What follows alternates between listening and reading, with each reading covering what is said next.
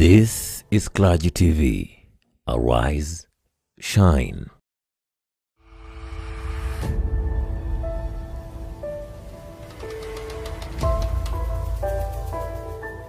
This is Clergy TV. Arise, shine. Last year, at the United Nations General Assembly, I pledged that Kenya would lead the international response to Haiti's urgent call for support in restoring safety and security for the Haitian people. I urged then the UN General Assembly to establish a framework to enable this vital mission to be undertaken. On 2nd of October last year, that framework was realized when the Security Council authorized the deployment of the multinational security support mission to Haiti. Kenya immediately answered this call. On 24th June this year, I had the honor of flagging of the first contingent of Kenyan officers, followed by a second deployment shortly thereafter, bringing the current total deployment to nearly 400 security officers. Already, this mission is showing positive results, restoring hope, and providing a glimpse of stability that lies ahead. Our meeting today marks a significant step as we reaffirm our commitment to peace, progress, and partnership. I am pleased to announce that an additional 600 Kenyan police officers are completing their pre-deployment training and will be ready for duty next month. Our officers are working closely with the Haitian National Police to restore order, protect critical infrastructure, and create safe spaces where Haitians can thrive. In collaboration, they have already recaptured key sites: the General Hospital, the National Palace, and other critical infrastructure. This process stands stark in contrast to the uncertainty that once prevailed around any meaningful deployment in Haiti. I commend the demonstrated professionalism of the MSS and urge them to remain steadfast in discharging their responsibilities. The conduct of MSS is a testament to the integrity of Kenya's security deployment within the country and around the world, which I am certain is one of the reasons Kenya was yesterday elected to serve at the UN Human Rights Council for the period 2025 to 2027. When I visited the multinational security support mission in Port-au-Prince on September 21st this year, the commander and his Haitian counterpart spoke of the positive momentum that has weakened the stronghold of gangs over the country and generated optimism for better days ahead in Haiti.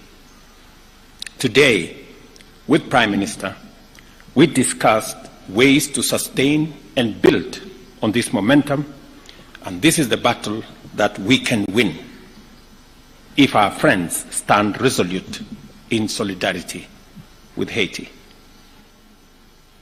The conversation I've had this morning with Prime Minister Cornel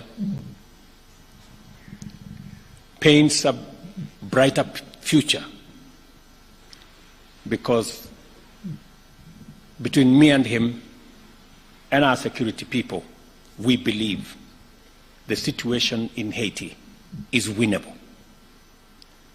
And we are asking the international community to match their commitment, their pledges, with the necessary action for us to be able to complete the task ahead of us. Kenya and Haiti, therefore, stand united in calling on the international community to urgently rally behind this mission.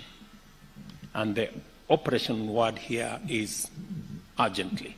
We have a window of success that is evident from the operations that have been carried out already. And without wasting time, when resources are made available, there will be demonstrable progress on securing critical infrastructure, critical spaces for people to return to their homes. I must congratulate the President of El Salvador, who a few days ago signed into this program and is providing critical support. I will be speaking to him later for us to build a bigger collaboration with Bahamas, CARICOM, Canada, and of course the US in driving this multinational security support mission towards the intended mission that we all set out to achieve. The adoption by the UN Security Council of Resolution 2751 on 30th September 2024, extending the term of the multinational security support mission by another 1 year, signals strong global support. But however, words and pledges must be merged by concrete action. We therefore strongly implore our global partners to accelerate their contribution to the personnel, logistics, and financial resources necessary to sustain, expand, and complete this mission. Beyond security, we have also identified areas for collaboration in trade, tourism, cultural exchange, and to achieve lasting change, we must invest in economic growth and social connectivity. This is why Prime Minister Cornell and I discussed concrete steps to enhance trade and boost investment between our two nations. We envision a future where Kenya and Haiti, as well as the larger Caribbean region, are linked not only by shared values of democracy and rule of law, but also by dynamic economic exchanges to create jobs, spur innovation, and uplift communities.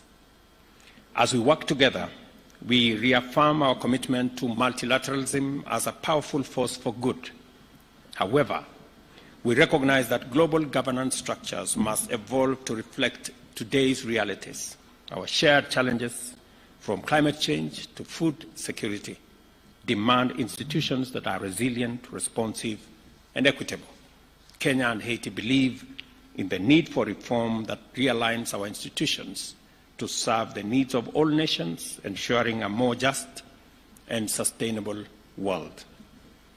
In this spirit, we also champion the strengthening of ties between the African Union and the Caribbean community, regarded as the sixth region of Africa. By forging these alliances, we seek to enhance South-South cooperation and build a more interconnected, prosperous, and resilient global community. In closing, Mr. Prime Minister, I extend my gratitude to you for your visit and for the spirit of collaboration that has characterized our discussions today. Haiti is a great inspiration to Africa. You became the first black republic in 1st January 1804. That's just more than 210 years ago. And because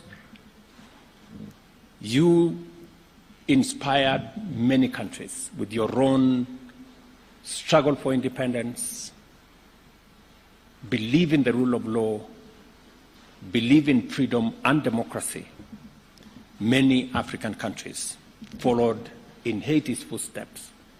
And today we have a free Africa that has the potential to work with Haiti, even in this mission.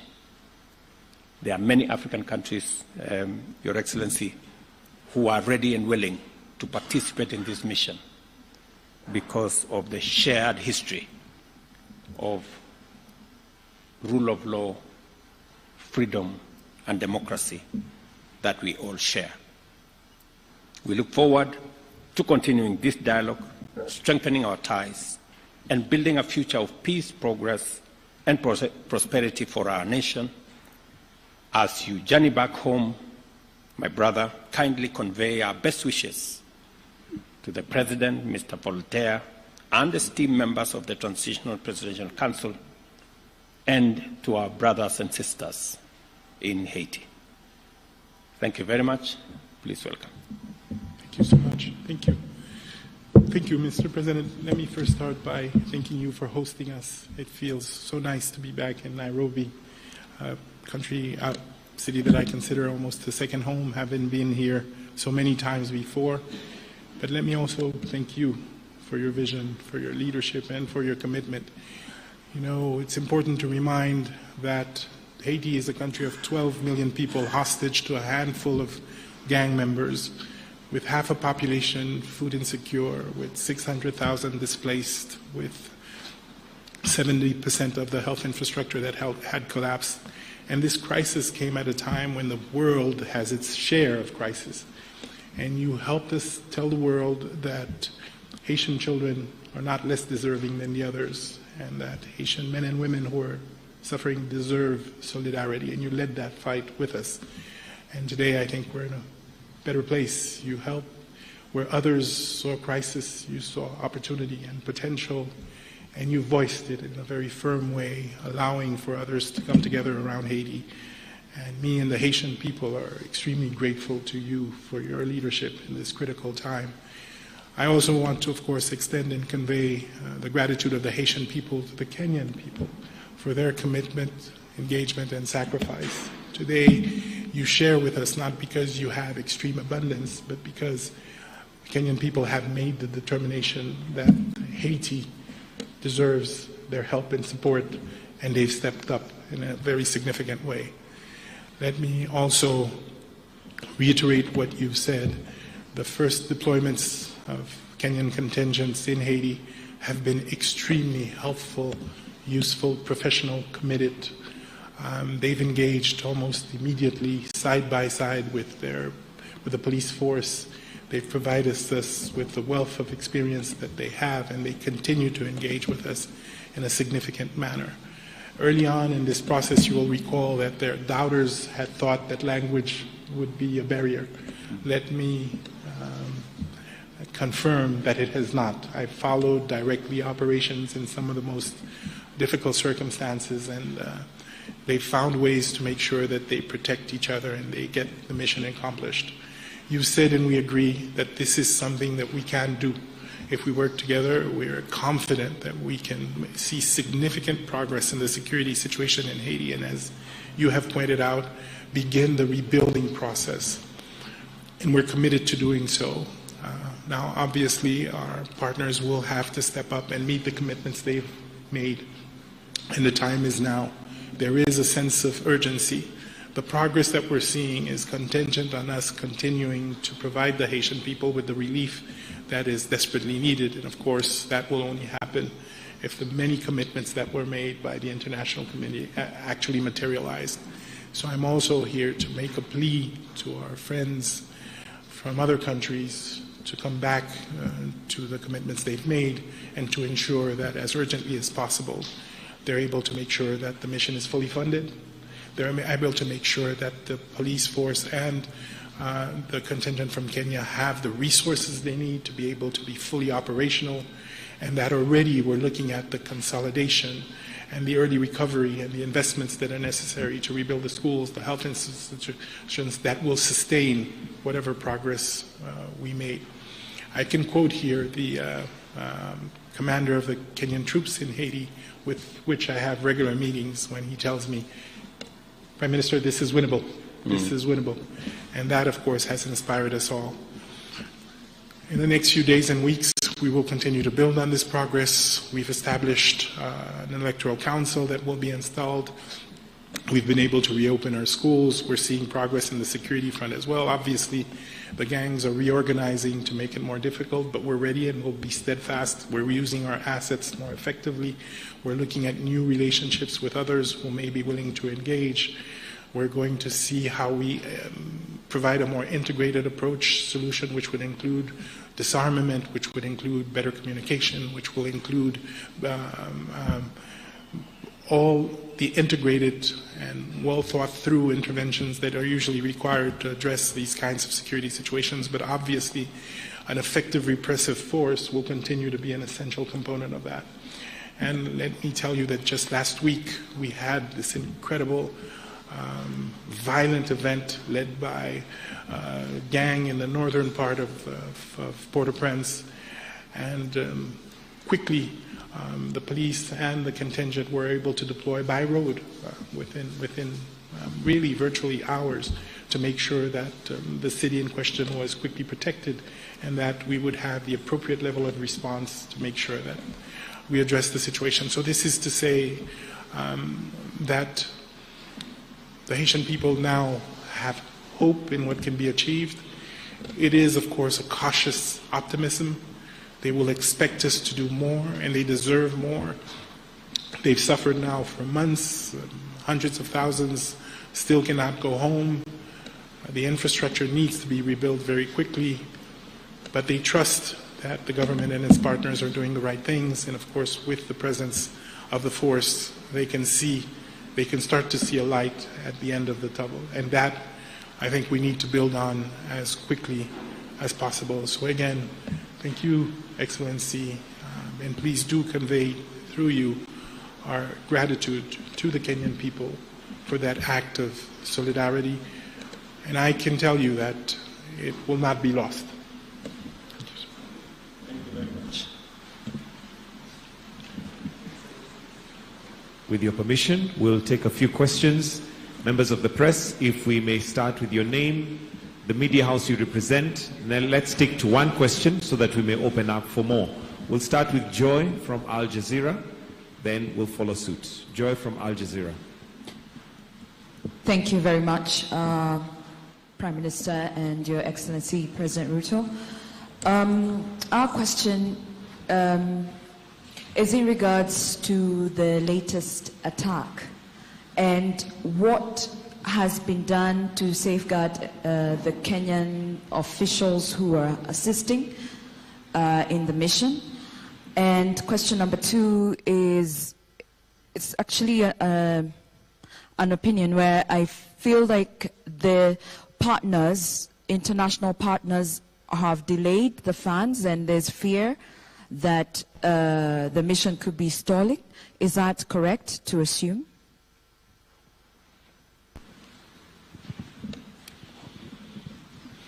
I think I'll allow, okay, do we take another question? Okay. Thank you very much, Rose Buchanan from AFP. So alongside the 600 further officers, will Kenya or members of the international community be supplying additional or improved equipment for the force already present in Haiti?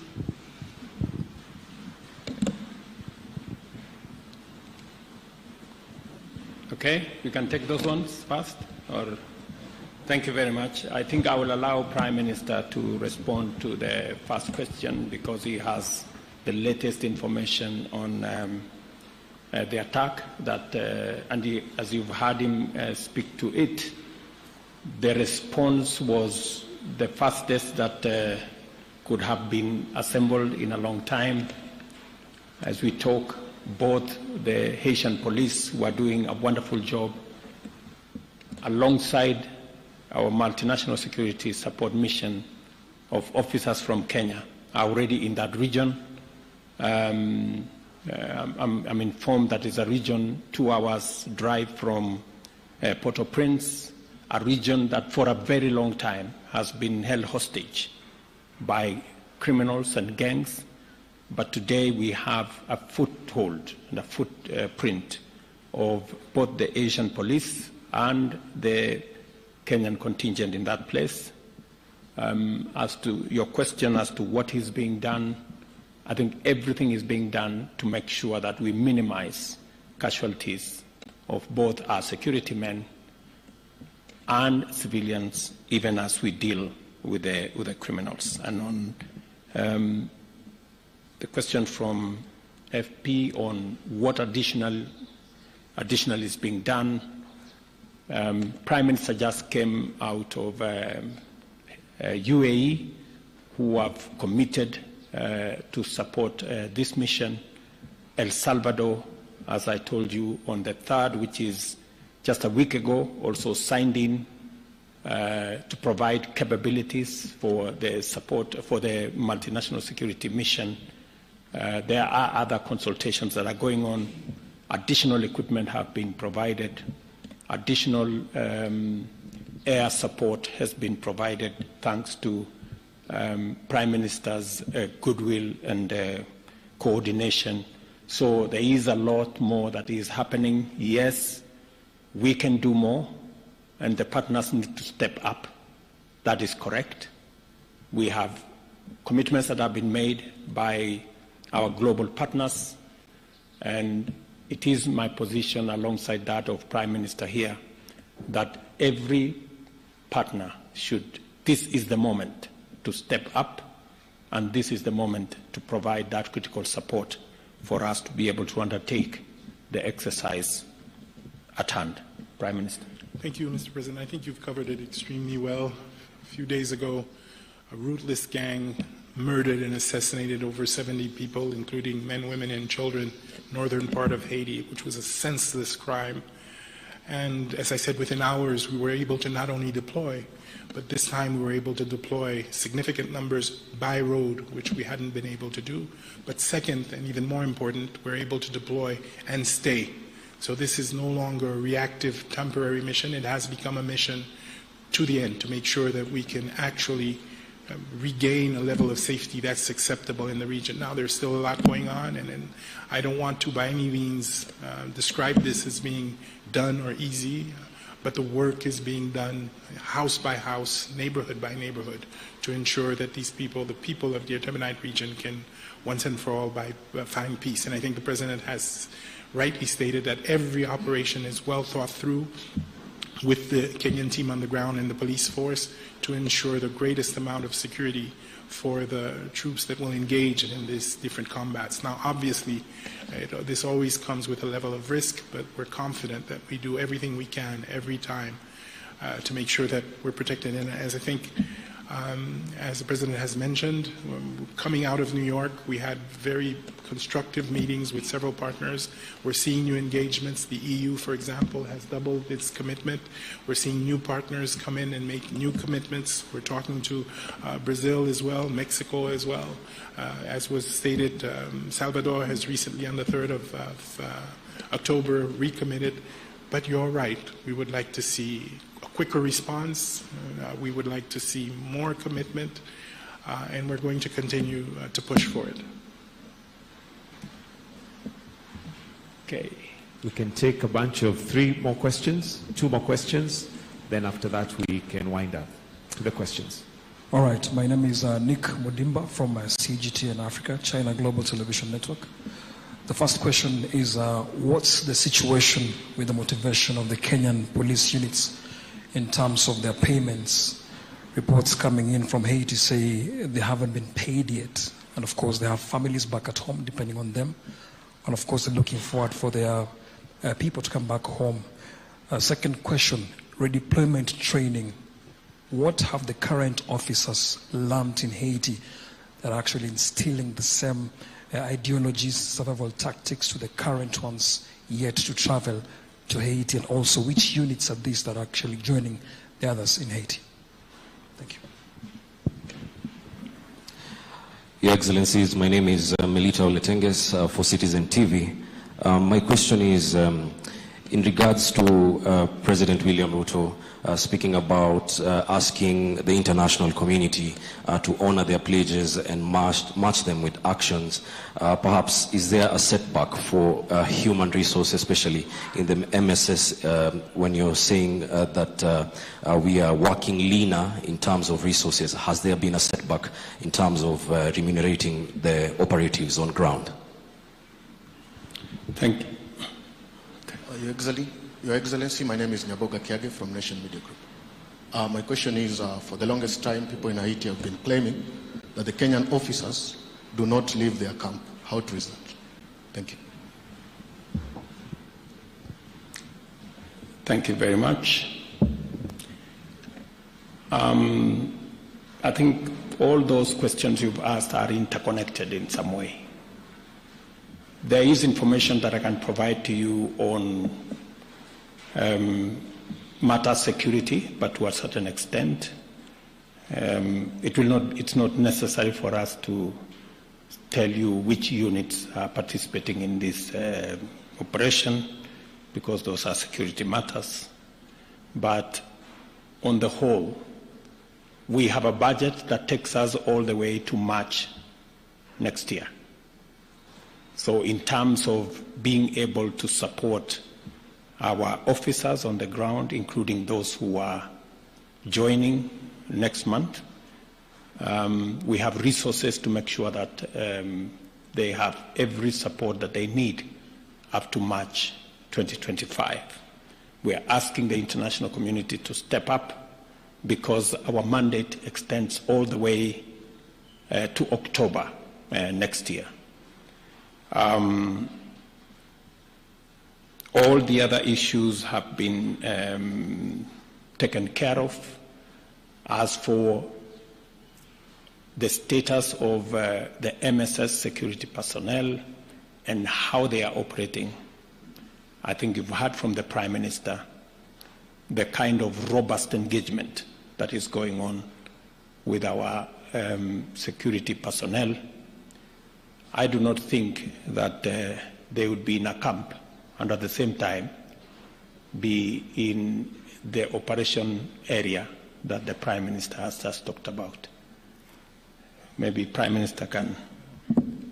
Really just to add that I personally have been on patrol at 1 o'clock in the morning with our Kenyan brothers and sisters that are working with us. They've engaged in very delicate and difficult operations in the center of the city. They've helped us commence to secure our port. They're involved in patrolling the university hospital and the administrative area. And more important, they're with us up north, working closely with the police force to address the current threat with the gangs.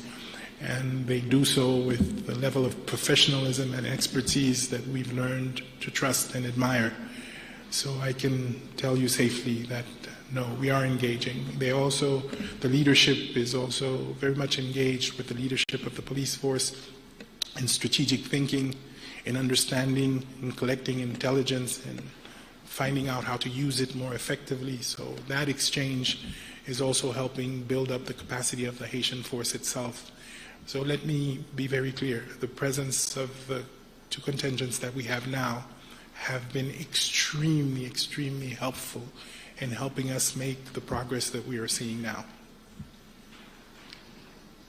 Thank you very much. Just so that you know, we've had Prime Minister and I, we had different meetings in Washington at the sidelines of the UN General Assembly.